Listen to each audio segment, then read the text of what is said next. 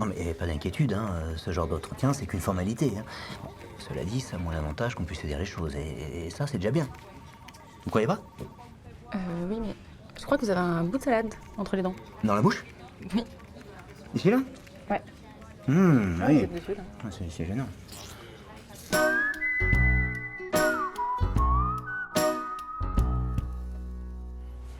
Il est parti là? Oui, c'est bon.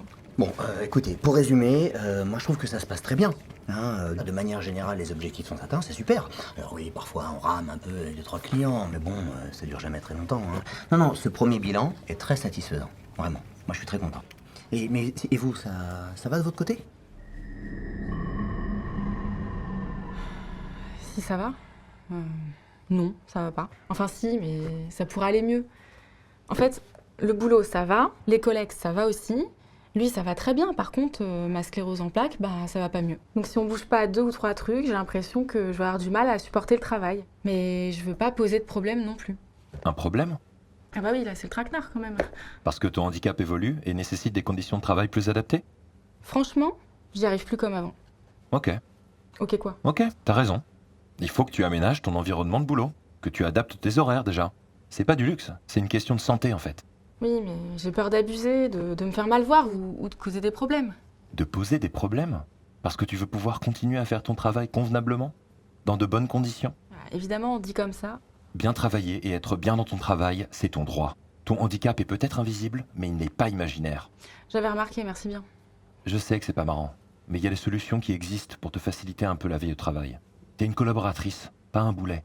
Si tu lui en parles, je suis sûr qu'il va comprendre, et si tu te tais, tu vas te ruiner la santé. Pour de vrai. Donc on fait quoi? On en parle? Bah oui, évidemment. À vrai dire, de mon côté, sur le plan des missions, de la charge de travail, tout va bien et je me plais ici, vraiment. Très bien. Sauf que mon état de santé continue de bouger. Et pour que je puisse continuer à faire mon travail comme il faut, je crois qu'il est temps qu'on fasse quelques changements. Des changements? Oui, ou des aménagements si vous préférez. Dans mon temps de travail, par exemple.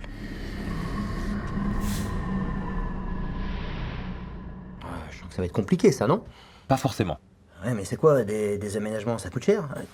Voilà, je suis un petit peu largué, hein. Pas de panique. On va en parler avec elle et la médecine du travail pour comprendre ses besoins et essayer de trouver des solutions efficaces et rapides à mettre en place. Et puis tu sais, il y a des aides et des accompagnements qui existent pour soutenir les aménagements de poste. L'AGFIP et Cap Emploi peuvent te conseiller.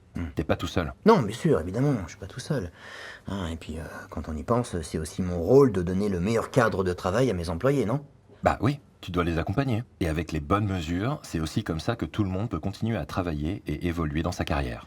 Et cela dit, c'est peut-être bien de montrer aussi au reste de l'équipe qu'on prend les choses au sérieux. Oui, mais on va commencer en douceur et en discuter d'abord avec elle. Bah oui. On verra ensuite si elle veut en parler avec le reste de l'équipe. Bon, bah pas de panique alors. Pas de panique du tout. Bon, bah on y retourne. Oui, je t'attends en fait là.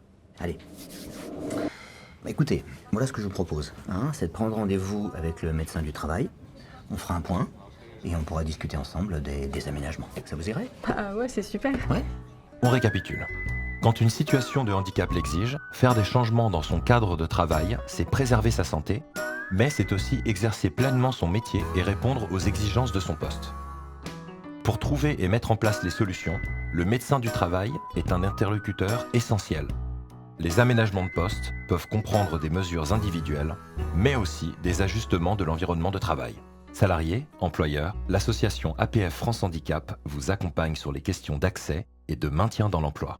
Toutes les informations sur apf-francehandicap.org et agfip.fr. Bon, on se dit qu'on se voit une fois par semaine tous les deux pour faire un point? Non mais peut-être pas une fois par semaine non plus. Je voudrais pas être un handicap pour vous. Je rigole. Et là, vous m'avez eu, hein? C'est une blague, oui. Oui, c'est bien. Ah oui. Non, là, vous m'avez eu.